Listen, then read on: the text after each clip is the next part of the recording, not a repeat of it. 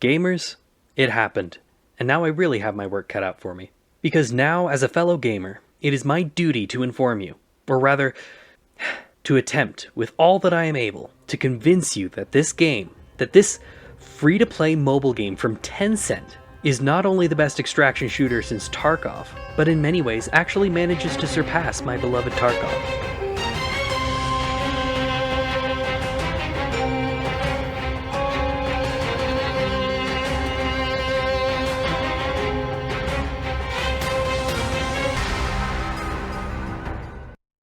Now I know that is a bold claim. Tarkov is hands down my favorite game of all time, and the single most important and paradigm-shifting game that I have ever played. Tarkov is Tarkov and will always be Tarkov, and nothing can take away its legacy. What I mean when I say that this game is better than Tarkov, is that it manages to encapsulate everything we've ever wanted from the next big extraction shooter. It has actually managed to refine the formula without watering it down. How does it do this? By literally copying Tarkov. So what game am I even talking about? Arena Breakout! Arena Breakout! Arena Breakout. Arena Breakout is the product of a totally out-of-character move from Tencent. Yes, that Tencent. They decided they wanted to corner the mobile extraction shooter market, putting out what they call the first next-gen premium gaming experience on mobile. You know, the most accessible platform on the planet. Nothing we hadn't heard before, but to everyone that picked it up, they could quickly see that there was something special here. Even Big Fry, who is typically very skeptical and even critical of these kinds of products, was quite positive in his initial impressions, barring a few bugs. Eliminated. Move out. Wolf, you're our spotter. But that was then, and this is now. Plenty of impressions videos have been made, but never a long-term review. So here I sit, 6 months later at the beginning of Season 4. I have been mainlining this game since the end of Season 1, reached Masters in Ranked mode, and I'm still hungry for more. So now I'd like to go a step further than mere impressions, and really break down the game's key features and design that puts it miles ahead of what anyone else is doing in the space, mobile or extraction shooter. I'll be honest, my expectations were low when I first logged in, but the first thing that really surprised me in the game's opening hours was this simple quality of life mechanic for looting backpacks. You see, stacking backpacks inside each other has been such a core part of Tarkov for so long. It's no longer just a weird eccentricity of an indie game. In fact, it's somehow been immortalized through memedom to become a pillar of the game's design, one of the many mechanics that have done so in Tarkov's history. They can't remove it because it offers players a strategic advantage by maximizing storage efficiency, and they can't improve it for all the reasons listed above, like a model for all the systems and mechanics that have been left to do nothing but fester over time. Found in Raid, aimbot AI, a broken economy, poor audio and netcode, an obtuse and near incomprehensible armor system, these and so many more systems and mechanics are caught in limbo, with any combination of the same reasons why they can't be improved, added to, or taken away, leading of course to stagnation, as BSG continuously shovels more systems, more mechanics onto the same dumpster fire. Did I mention that this was my favorite game?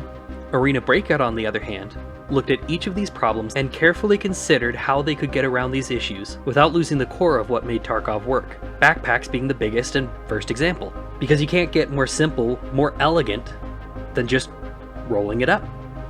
It's perfect. The fact that these guys were able to, in a single move, make the system more convenient, more realistic, give the player more choice, thus making everyone happy, that's just good design. And it doesn't stop there. Virtually every system and feature carried over from Tarkov has been carefully considered in how it can be refined or improved. Meds, for example, have been simplified from 6 variants to 4, removing redundancy as well as those times when you really should have brought an extra splint. This streamlining is especially true as it pertains to the main menu. Extraction shooters are almost universally sloppy with their UI. It's hard to put so many options and systems at the player's fingertips without being overwhelming, and the more you subdivide them into different menus, the more clicks are required every time you get back to the hideout. Everything in Arena Breakout's UI wants you to spend as little time as possible thumbing through menus, and as much time as possible in raid getting loot. From the quick pick system, which allows you to quickly put together a kit from your stash, to the full-blown loadout builder. Even bundles, a common reward for in-game events. Anything from a handful of rounds to a set of armor, or even an entire loadout. They're kept in a separate stash and can even be opened and equipped in the same motion, making them one of the fastest ways to get back out there. Very rare for any game, much less an extraction shooter. So if they want so bad for you to just get to the gameplay, does the gameplay hold up? I've played my fair share of extraction shooters, and they can usually be placed on a sliding scale from smooth and shallow to deep and clunky. Arena's hard to place because anything's gonna feel clunky coming from touchscreen controls. And yet, it somehow just works. My hands are folded in half, and yet it still feels good to play. Thanks to a combination of gyro control and a bit of aim/bullet magnetism, it's able to overcome its medium and feel as responsive as any other shooter, much like how Halo managed to overcome gamepad controls all those years ago. And it really can't be overstated how important this is, because beyond just rock-solid controls, there really isn't anything that makes the moment-to-moment gameplay stand out. It just feels as if Tarkov cleaned up its act. A jump button that works, optics that don't take your frame rate, and movement that doesn't feel like you're wading through peanut butter. The argument has been raised that fluidity leads to unrealistic gunfights, and, well, have you seen Tarkov lately?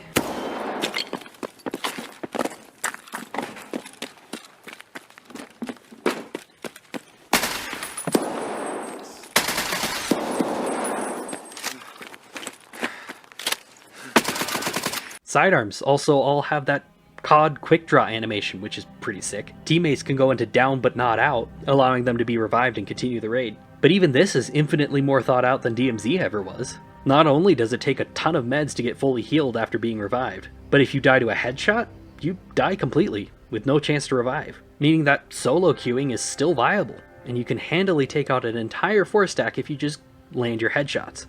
I can't tell you how much of a relief this is coming from DMZ. Where between the high time to kill and the multiple self-revives, and the revive from full dead system, I would literally run out of ammo trying to wipe an entire 3-stack, much less a 6-stack. But really the most important thing that this game managed to do is something no other game in this genre has managed to do.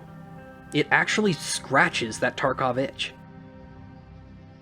In most games, winning a gunfight elicits only one kind of emotion, like satisfaction, joy, relief. But Tarkov adds an equal and opposite set of emotions. Dread, paranoia, fear. Because while you may have won the fight, now you have a body to loot, and you have to make it out alive with their stuff, or it will have all been for nothing. That is a potent cocktail of emotions that only becomes stronger as you start to find really good loot on them. It continues to mount as you get closer to the exfil, until you either extract, or die. Either way, there's a certain amount of relief. It's similar to those clutch moments in a battle royale, or in any competitive shooter. But Tarkov does so much more to facilitate and amplify that experience. And Arena Breakout is the only game I have played that successfully tapped into that formula. It makes sense that so many games want to streamline the looting process, whether by making the UI a small pop-up so as not to block your view, or even automating the whole thing. Just walk over the corpse and you got it all. While this makes the experience smoother and safer, it's actually the opposite of what you actually want. Because looting a body in Tarkov is like opening a loot box while playing Russian roulette. You're getting the highest highs while you are at the greatest risk every single time. Again, it's that cocktail. As your hands begin to shake, you're not thinking clearly. How can I get all this to fit without wasting precious time? I know someone heard those shots. I could literally die any second, but I can't leave yet. I have to get it all. Once I realized this, it was crazy to me how no one else managed to replicate it. But it's so counterintuitive. Why would you want to make looting a challenging experience? Why not allow players to drag bodies to a safe location to loot them? Even a higher time to kill makes it so that there isn't any real danger when you focus on loot, because you can't really die in one hit, so you'll have time to react. This really was a bigger aha moment for me than it really should have been. But it instantly got me hooked on this game. Finally, I could get the real Tarkov experience without the bullcrap. A truly refined extraction shooter that I can play on my phone. And what about that whole mobile thing? How's the monetization? Is it pay to win? Yeah, it is. But then again, so is Tarkov, so maybe we should probably start from the top.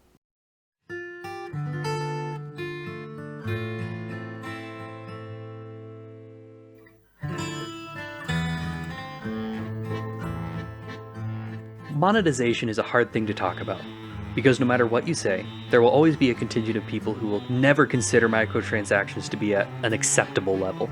But really, when you get down to it, compared to any other mainstream title out there today, including Tarkov, the monetization is fair, if a bit comprehensive. They've clearly put a great deal of consideration into every type of spender, and have created a system to maximize their engagement. Want to stretch your dollar? There's the Battle Pass. Want to blow your life savings? They have loot boxes. Are you a sucker? Get a secure container. Because of course. You have to subscribe to the box. There's actually 2 subscriptions and they both suck, don't buy them. Really though, it's hard to criticize all of this too hard when the golden child has fallen so far from grace.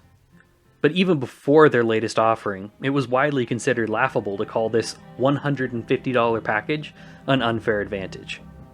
But what if you're a true free-to-gamer that doesn't want to give Tencent a dime? Can you still have a complete and fulfilled experience? Well, yeah, that's where I get to bring up my favorite system this game has to offer.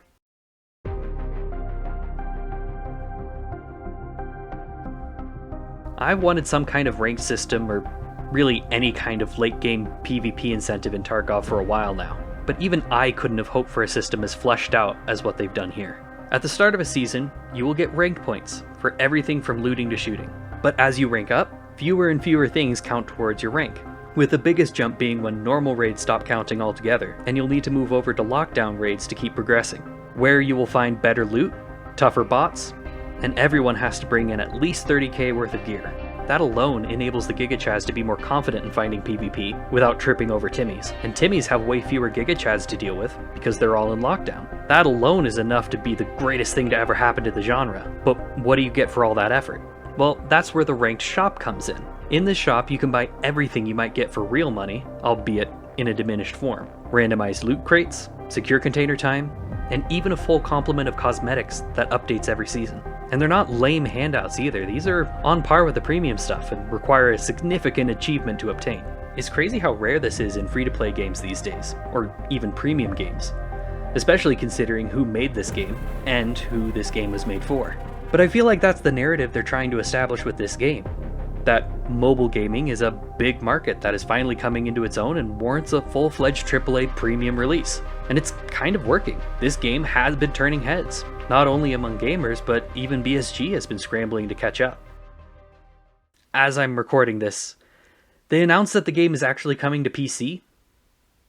So, dang, that's timing for you. From what I've seen so far, they seem to really be trying to set this up as its own experience, tuned for a PC audience. Adjustable zeroing, picture-in-picture optics, and vastly improved visuals across the board.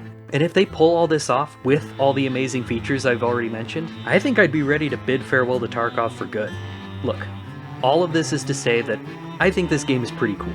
I've been thoroughly impressed over the course of my time with it, though it lacks almost all of the soul that made my first 1,000 hours with Tarkov magical. I honestly can't imagine a better, more comprehensive evolution to bring about the next generation of the extraction shooter genre. Because it's not Tarkov, it's Arena Breakout. Just like RimWorld is not War Fortress, and Warzone is not PUBG.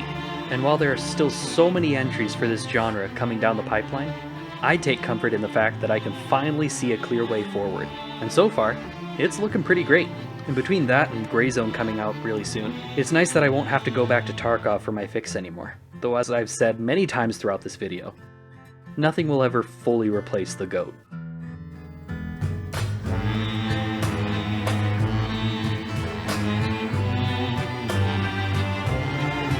Thanks for watching. I've been really nervous to release this video since I knew this was going to be a very difficult recommendation to make without getting tarred and feathered. So if you've made it to the end, I deeply appreciate it. I'm hoping to have another video out soon, so take care, and I'll see you next time.